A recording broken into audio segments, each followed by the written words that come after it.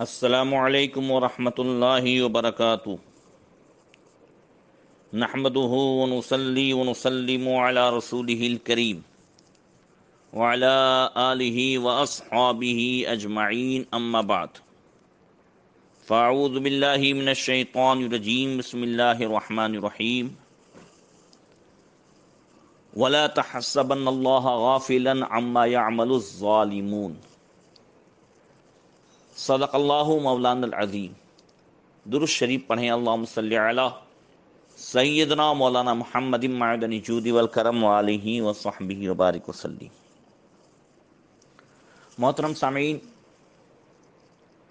کربلا کے بعد کے حالات اور واقعات بیان ہو رہے ہیں، جس میں یزید کی موت تک کا واقعہ اور یزید کی طرف سے بھیجے جانے والا لشکر مکہ معظمہ میں تھا، اور یزید کی موت کی خبر سن کر کے وہ وہاں سے رفو چکر ہو گیا، یہ واقعات بیان ہوئے تھے۔ اب اس کے بعد عام حالات میں یہ بیان کیا جاتا ہے کہ کربلا میں شریک ہونے والے یزیدی لشکر میں سے چند کا انجام کیا ہوا۔ میں ابھی اس کو بیان نہ کر کے یزید کی موت کے بعد عالم اسلام میں بیعت و خلافت کا معاملہ کیا ہوا اور کس طریقے سے پورے عالم اسلام میں حالات ہوئے، مختلف علاقوں میں، وہ آپ تک پہنچانے کی کوشش کروں گا۔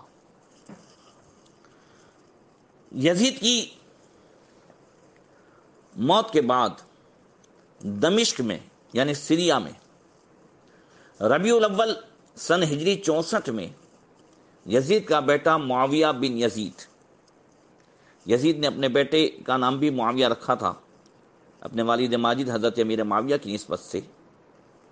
لوگوں نے زبردستی اسے تخت پر بٹھایا۔ یزید کے دو بیٹے تھے، معاویہ بن یزید اور خالد بن یزید، جس کا تذکرہ آگے آئے گا۔ تو معاویہ جو ہے وہ 21 سال کے تھے، نوجوان اور صالح تھے۔ انہیں بالکل ہی انٹرسٹ نہیں تھا اس خلافت کے معاملے میں، اور وہ یہ بھی کہتے تھے کہ جس خلافت کی بنیاد نواسے رسول کے خون بہانے پر رکھی گئی ہو، میں اس پر نہیں بیٹھ سکتا۔ لوگوں نے زبردستی جو ہے ان کو تخت پر بٹھایا۔ چونکہ یزید کے زمانے میں یہ اموی خلافت مسند حکومت خون اہل بیت سے داغدار ہو چکی تھی، اس لیے معاویہ بن یزید اسے پسند نہیں کرتے تھے، اور وہ بیمار بھی تھے۔ بیعت کے 40 دن بعد، اور ایک روایت میں ہے کہ 3 مہینے، 40 دن کے بعد خلافت سے دستبردار ہو گئے، اور انہوں نے یہ تقریر کی کہ ان لوگوں میں خلافت کا بوجھ اٹھانے کی طاقت نہیں پاتا۔ میں نے چاہا کہ حضرت ابوبکر صدیق رضی اللہ تعالیٰ عنہ کی طرح حضرت عمر جیسا کوئی شخص اپنا جانشین بنا دوں، جیسا کہ سیدنا صدیق اکبر نے اپنی آخر عمر میں حضرت عمر کو اپنا جانشین بنایا تھا، مگر ایسا کوئی مجھے نہیں ملا۔ پھر میں نے چاہا کہ حضرت عمر کی طرح چند اہل شورا کو نامزد کروں، جیسا کہ حضرت عمر فاروق اعظم نے 6 لوگوں کو نامزد کیا تھا، اور ان کی مشاورتی کمیٹی بنائی تھی، اور ان میں سے حضرت عثمان غنی کو انہوں نے چنا۔ کہا مجھے ایسے بھی کوئی افراد نہیں ملے، اب تم جانو اور تمہارا کام، جسے مناسب سمجھو اپنا خلیفہ منتخب کر لو۔ اور اسی تقریر کے بعد معاویہ جو ہے وہ خانہ نشین ہو گئے، اور بیعت سے 3 مہینے کے بعد ان کا انتقال ہو گیا 21 سال کی عمر میں۔ ادھر یزید کے انتقال کے بعد حجاز میں یعنی مکہ مدینہ عرب میں حضرت سیدنا عبداللہ بن زبیر رضی اللہ تعالیٰ عنہ کے ہاتھ پر لوگوں نے ہاتھ دے دیا۔ اب پورے حجاز میں باقاعدہ حضرت عبداللہ بن زبیر کی حکومت قائم ہو گئی۔ حضرت عبداللہ بن زبیر نے اپنے بھائی عبید اللہ بن زبیر کو مدینہ کا گورنر مقرر کیا۔ عبید اللہ نے بنو امیہ کے جو بھی افراد تھے ان سب کو وہاں سے نکال دیا، اور بنو امیہ کے لوگ مروان، عبد الملک بن مروان، یہ سب جو ہے یہ سیریا چلے گئے۔ ادھر مصر میں سیدنا عبداللہ بن زبیر رضی اللہ تعالیٰ عنہ کے خلافت تسلیم کی گئی۔ مصر والوں نے عبداللہ بن زبیر کے ہاتھ پر ہاتھ دے کر کے انہیں خلیفہ تسلیم کر لیا۔ حضرت عبداللہ بن زبیر نے عبد الرحمن بن جہدم فہری کو مصر کا گورنر مقرر کیا۔ البتہ عراق اور سیریا وہاں کے حالات جو ہیں وہ تھوڑے مختلف ہوئے، اسے تفصیل کے ساتھ ذرا آپ کے سامنے پیش کروں، چونکہ الحمدللہ آپ میں سے کافی لوگ اس کا شوق رکھتے ہیں، تو چاہا کہ یہ باتیں بھی آپ تک پہنچائیں تاکہ اس کے بعد جو یزیدیوں کا انجام ہوا وہ سمجھ میں آئے۔ عراق میں 2 مرکز تھے، بصرہ اور کوفہ۔ بصرہ میں عبید اللہ بن زیاد جو پہلے ہی سے بصرہ کا گورنر تھا، اور بعد میں یزید نے اس کو کوفہ کا گورنر بنایا تھا۔ بصرہ میں عبید اللہ بن زیاد چونکہ کربلا کے واقعے کے بعد پھر وہ بصرہ چلا گیا تھا، اس کو جب یزید کے انتقال کی خبر پہنچی تو عبید اللہ بن زیاد نے ایک عام جلسہ مقرر کیا اور اس میں یہ تقریر کی کہ اے بصرہ والو، میں یہیں پیدا ہوا اور یہیں پلا بڑا اور بصرہ ہی کا گورنر مقرر ہوا۔ جب یہاں کی گورنری پر میرا انتخاب ہوا ہے تو اس وقت فوجی چھاونی میں اور فوجی لشکر میں تمہارے 70,000 جوانوں کے نام تھے، لیکن آج 1,00,000 جوانوں کے نام ہیں۔ اسی طرح انتظامی عہدوں پر تمہارے 90,000 آدمی مقرر تھے، لیکن آج یہ تعداد 1,40,000 تک پہنچ گئی ہے۔ یعنی اس نے اپنے بصرہ کے گورنری کے زمانے میں ظاہری اعتبار سے کیا کیا فائدے پہنچائے عوام میں، وہ اس نے گنائے۔ بڑا چالاک تھا، اور یہ بھی کہا کہ تمہارے سب دشمنوں کو میں نے قید خانوں میں بند کر دیا ہے، اب کوئی ایسا نہیں جس سے تمہیں کھٹکا ہو۔ یزید کا انتقال ہو گیا ہے، اور سیریا میں تخت نشینی کے متعلق جھگڑے اٹھ کھڑے ہوئے ہیں۔ بصرہ والو، تم قوت و طاقت اور دولت و ثروت کے لحاظ سے دوسرے ملک کے لوگوں سے ممتاز ہو۔ مناسب یہ معلوم ہوتا ہے کہ تم کسی شخص کو اپنا خلیفہ چن لو، جسے تم چنو گے میں بھی اس کے ہاتھ پر بیعت کروں گا۔ یہ ایک اس کی چالاکی تھی، وہ سب کو اپنا حامی بنانا تھا، ایک ناٹک تھا۔ پھر آگے کہتا ہے کہ سیریا والوں نے اگر کسی معتبر آدمی کو چن لیا تو تمہیں اختیار ہوگا کہ تم بھی اس کے ہاتھ پر بیعت کر لینا جسے سیریا والوں نے چنا ہے، یا اپنی الگ خلافت قائم کر لینا۔ تمہیں دوسرے ملکوں کی مدد کی ضرورت نہیں ہے، بلکہ دوسرے لوگ تمہارے محتاج ہیں۔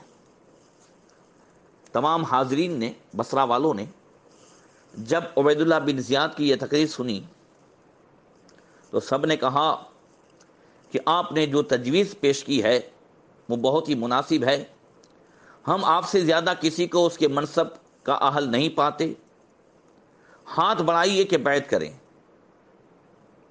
جو اس کا مقصد تھا وہ پورا ہو رہا تھا۔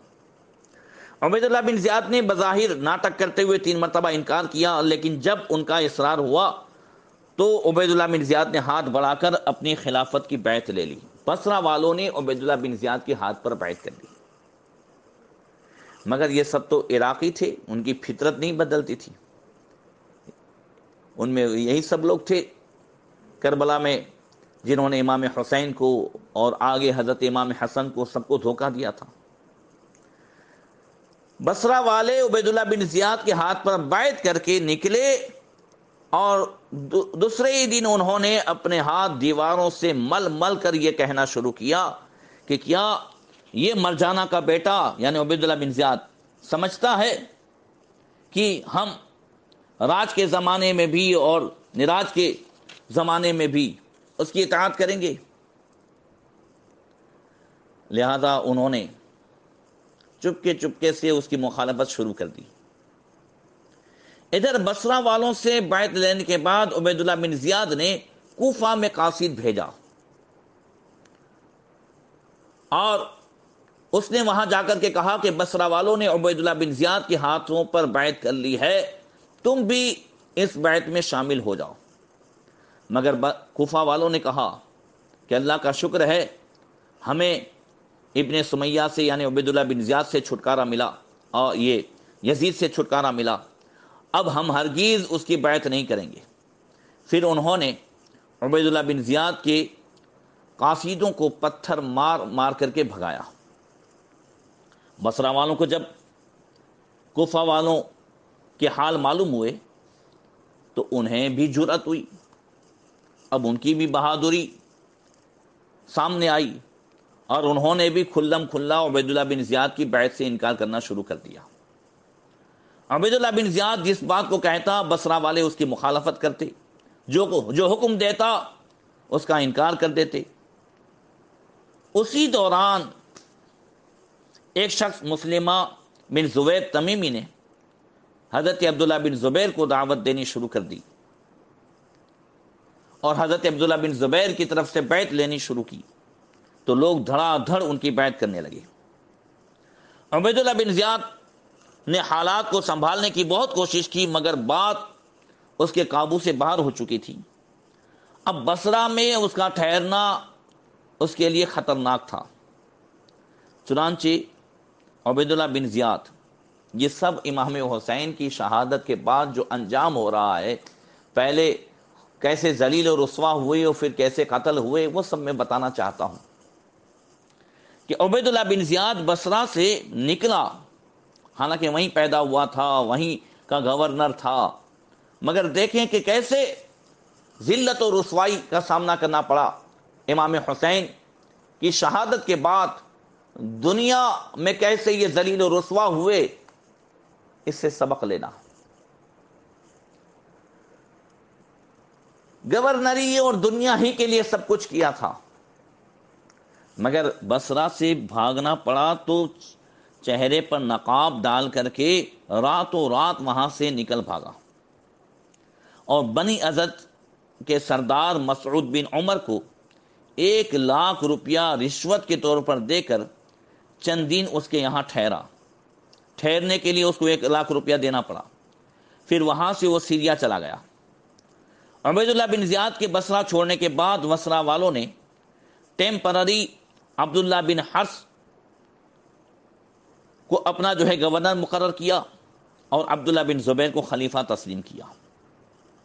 کوفہ والوں نے عبید اللہ بن زیاد کے مقرر کردہ گورنر کو نکال کر عامر بن مسعود کو ٹیمپرری اپنا گورنر مقرر کیا، اور عبداللہ بن زبیر کو انہوں نے دعوت دی کہ وہ آئیں اور سب سے بیعت دیں۔ حضرت عبداللہ بن زبیر نے ان دونوں شہروں میں اپنی طرف سے گورنر مقرر کر دیے۔ اس طرح بصرہ اور کوفہ دونوں میں بھی حضرت عبداللہ بن زبیر کی بیعت اور خلافت قائم ہو گئی۔ اب ذرا سیریا کا حال دیکھیں۔ سیریا میں بنو امیہ کی طاقت کا دار و مدار 2 بڑے قبیلوں بنو کلب اور بنو قیس پر تھا۔ بنو کلب میں یزید بن معاویہ یعنی یزید کی جو ہے وہ ننیحال تھی، اس کا موصال تھا، وہ اپنے تعلقات کی وجہ سے خلافت کو بنو امیہ میں دیکھنا چاہتے تھے، مگر بنو قیس حضرت عبداللہ بن زبیر کے حامی ہو گئے تھے۔ پھر بنو کلب اور ان کے جو ہم خیال تھے وہ متفق رائے نہیں تھے، کچھ لوگ مروان بن حکم کو پسند کرتے تھے اور کچھ لوگ عمر بن سعید بن عاص کو پسند کرتے تھے۔ ضحاک بن قیس والی دمشق، جو دمشق کا گورنر، جو بنو قیس کے سردار تھے، وہ حضرت عبداللہ بن زبیر کو دعوت دے رہے تھے۔ حضرت نعمان بن بشیر جو حمص کے گورنر تھے، اور ظفر بن حارث جو کنسرین کے گورنر تھے، وہ سب ان کے مددگار تھے۔ حسان بن مالک کلبی جو فلسطین کے گورنر تھے اور جو بنو کلب کے سردار، وہ سب بنو امیہ کے حامی تھے۔ یہ حالات تھے اس وقت سیریا میں، اور پوری دنیا میں، خاص کر کے جہاں جہاں اسلام تھا وہاں خلافت کو لے کر کے، امارت کو لے کر کے یہ حالات بن گئے تھے۔ اور یہ حالات اس وقت تھے جس وقت مروان بن حکم مدینہ منورہ سے سیریا پہنچا۔ سیریا جو کہ بنو امیہ کا مرکزی حکومت تھا، یہ حالت دیکھ کر مروان بن حکم کا یہ ارادہ ہوا کہ عبداللہ بن زبیر کے ہاتھ پر بیعت کریں، مگر اسی زمانے میں عبید اللہ بن زیاد یہ بصرہ سے سیریا پہنچ گیا، اور اس نے مروان بن حکم سے کہا کہ آپ قوم کے سردار ہیں، آپ کو ہمت نہیں ہارنی چاہیے۔ مروان بن حکم نے کہا کہ اگر تمہاری یہی رائے ہے تو ابھی وقت باقی ہے۔ چنانچہ مروان دمشق پہنچا اور اس نے بنو امیہ کے اقتدار کی گرتی ہوئی دیوار کو روکنے کی کوشش شروع کر دی۔ ادھر حسان بن مالک نے، جو بنو امیہ کی دعوت کے سلسلے میں جورڈن آیا ہوا تھا، ضحاک بن قیس جو دمشق کے گورنر تھے اس کے پاس خط بھیجا، جس میں بنو امیہ کی خوبیاں اور ان کے احسانات اور ان کے حقوق بیان کیے گئے تھے، اور عبداللہ بن زبیر کی برائی کی گئی تھی، اور انہیں بتایا گیا تھا کہ یہ مسلمانوں کے باغی ہیں، اسلام سے بغاوت کرتے ہیں، معاذ اللہ۔ اور ضحاک جو عبداللہ بن زبیر کے حامی تھے، ان سے یہ ریکویسٹ کی گئی تھی، درخواست کی گئی تھی کہ اس خط کو جمعہ کی نماز کے بعد جامع مسجد دمشق میں پڑھ کر سنا دے۔ ضحاک نے، جو عبداللہ بن زبیر کے حامی تھے، خط کو سنانے سے انکار کر دیا، تو قاصد نے حسان کی ہدایت کے مطابق خود ممبر پر چڑھ کر یہ خط مجمع عام میں سنایا۔ اس پر دمشق کی جامع مسجد میں سخت ہنگامہ برپا ہو گیا۔ عبداللہ بن زبیر اور بنو امیہ کے حامی آپس میں مقابل ہو گئے، مگر یزید کے بیٹے خالد بن یزید نے اس میں مداخلت کی اور یہ ہنگامہ ختم ہوا۔ ضحاک بن قیس نے بنو امیہ کے چند آدمیوں کو جو اس ہنگامے میں آگے آگے تھے گرفتار کر لیا، مگر ان لوگوں کے رشتہ داروں نے زبردستی اس کو چھڑا لیا۔ ضحاک بن قیس اس ہنگامے کے بعد اس نتیجے پر پہنچے کہ معاملہ اگر بات چیت سے طے ہو جائے تو بہتر ہے، ورنہ مسلمانوں کے خون کی ندیاں بہہ جائیں گی۔ ضحاک نے اپنے اس خیال سے دمشق کے سرداران بنی امیہ کو آگاہ کیا، چنانچہ یہ طے پایا کہ مقام جابیہ میں ایک کانفرنس منعقد کی جائے اور وہاں بات چیت کی جائے اور اس مسئلے کو حل کیا جائے۔ ضحاک بن قیس دمشق سے جابیہ کے لیے روانہ ہوئے، مگر ان کے بعض مشورہ دینے والوں نے انہیں مشورہ دیا کہ وہاں جانا بیکار ہے، آپ کو عبداللہ بن زبیر کی حمایت کے لیے میدان میں آنا چاہیے۔ تو ضحاک نے جابیہ کا ارادہ چھوڑ دیا اور اپنے ساتھیوں کو لے کر مرج راہت میں انہوں نے پڑاؤ کیا۔ آگے پھر کیا ہوا انشاءاللہ آئندہ کل بیان ہوگا۔ اللہ تبارک و تعالی ہم سب کو دنیا کے اس مکر و فریب سے بچا کر آخرت کی تیاری